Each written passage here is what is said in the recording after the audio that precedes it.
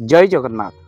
प्रथमे जानिबा रुद्राभिषेक कौन आउ रुद्राभिषेक कले मृत्यु भली कष्ट दूर हो जाए। तो ये रुद्राभिषेक विषय में आज भिडटी निश्चित भाव में आप वीडियो को देखि सारा पर शेयर करेंगे। शिवं कृपा जदि आपण वर्षा होगापी चाहते। रुद्र होती शिवंकर अन्य नाम। आउ भाग्य जहाँ न थाए ताकू जदि जी प्रदान करपारती सी होती शिव। शिव कहले मंगलमय। समस्ते कहते भाग्य जहाँ न थाए कहीं दे पारे किंतु देवदेव महादेव चाहिए भाग्य को बदल दियंती।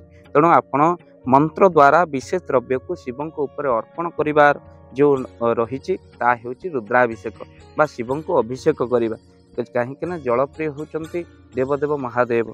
तो से आपण जो रुद्राभिषेक करती जो श्लोक करा जाए हूँ शुक्ल यजुर्वेदर रुद्राष्टक अध्यायर ये हूँ मंत्र। तेणु रुद्राष्टाध्यायी ये जो मंत्र रही शुक्ल यजुर्वेदर से मंत्र ही रुद्राभिषेक करा जाए। तेणु शिव कृपा पाइबापी रुद्राभिषेक निहाती करवा दरकार। आउ आपण मृत्यु भली कष्ट को आपणकर रुद्राभिषेक दूरे दे थाए। तो से शिवंकर अन्य नाम होती आशुतोष जी की कृपा ही केवल करती भक्तवान। तेणु आपण मंदिर रे जदि गाँ मंदिर रे रुद्राभिषेक कर तो बहुत किसी मिले किंतु ताठू पातल फुटा महादेव पाखे रुद्राभिषेक कले यार फल बहु गुण बढ़ी जाए।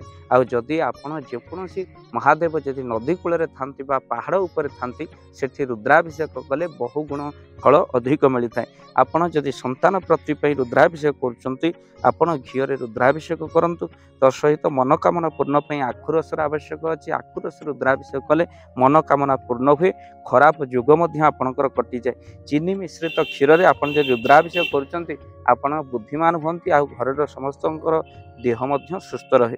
तो सहित महुरे जदि आप रुद्राभिषेक कर बहुत किसी फल प्राप्ति करती। या द्वारा रोग विनाश होता है। खाली से जदि आप गाई क्षीर रुद्राभिषेक कहते आपण परिवार समस्ते आरोग्य रहती। आउ तत्सहित आपणकर कौन ना शिव कृपा प्राप्ति होती।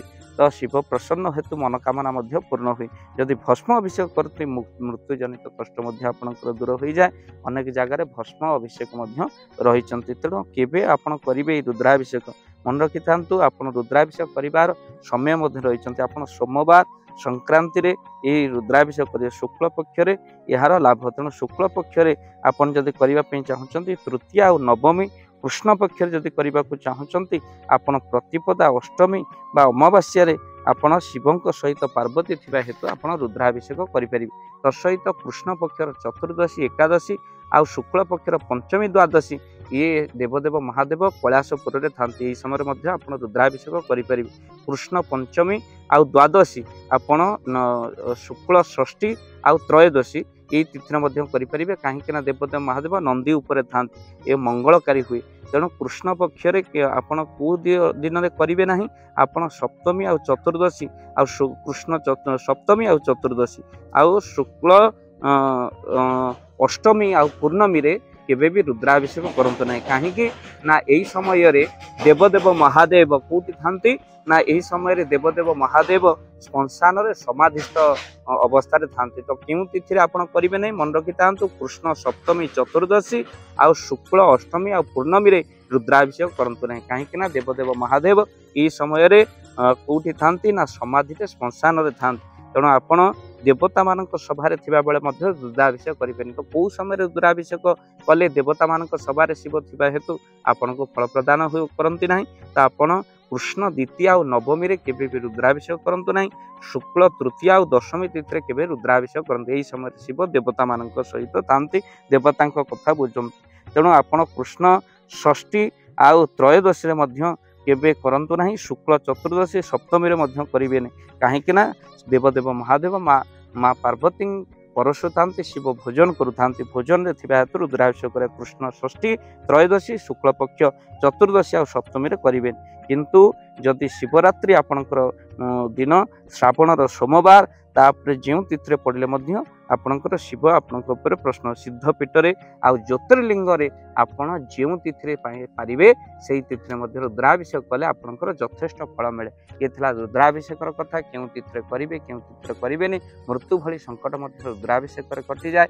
आपण क्यों स्थान करेंगे क्यों स्थान करेंगे संपूर्ण भिडियो आपण कहलु। तो भिडियो को बहुमात्रा शेयर करंतु। रुद्राभिषेक विषय अनेक लोकंकर सठिक मात्रा ज्ञान न थाए तेणु से आपण ये वीडियो प्रस्तुत कलु जहाँ आपण कले आपणकर संतान आग को बहु दुर्घटना घटवाक थी रुद्राभिषेक द्वारा कटि जाए आपणकर अनेक रोग दुख कष्ट रुद्राभिषेक द्वारा कटि जाए तेणु कर्मकांडी ब्राह्मण वैदिक ब्राह्मण मान द्वारा ये रुद्राभिषेक आप निजे आप पार्थिव लिंग करी आपण कौन नदी कूल अभिषेक करें कथा अच्छी जहाँ साधु सत मैंने करती तेणु आपने घी आखु रस तापर क्षीर ये पार्थिव लिंग आप चढ़ई प्रभु पाखे प्रार्थना करें देवदेव महादेव आप दुख दूर करूँ शिवों कृपा पाइबापी ये वीडियो को बहुमात्रा शेयर करूँ आप लिंक को स्टाटस दिंतु आउ निश्चित भाव में चैनल जदि नुआ चैनल को सब्सक्राइब करूँ। जय जगन्नाथ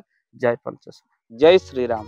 प्रति वर्ष परी ए वर्ष साधु संघ रामरंग कार्यक्रम बा आमर यज्ञ उत्सव कार्यक्रम आसंता मे 23 तारीख पवित्र चंदन पूर्णमी ठारू मे 31 तारीख पर्यंत जगतसिंहपुर जिला बिरडी ब्लॉक बालिया गोपीनाथपुर माँ दुर्गा देवी प्रांगण में अनुष्ठित होउछि।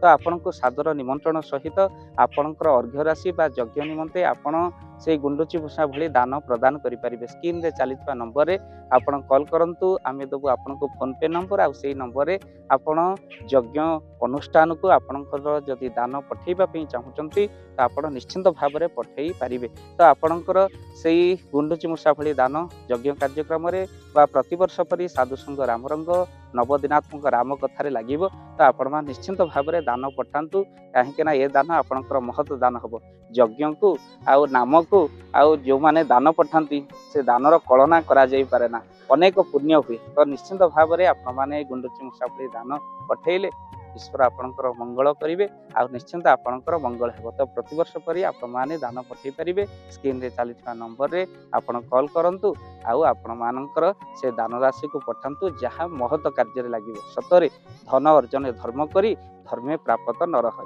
तो निश्चिंत भाव में आपण माने दान पठेबा पई एबे कॉल करंतु। जय जगन्नाथ जय पंचेश्वर।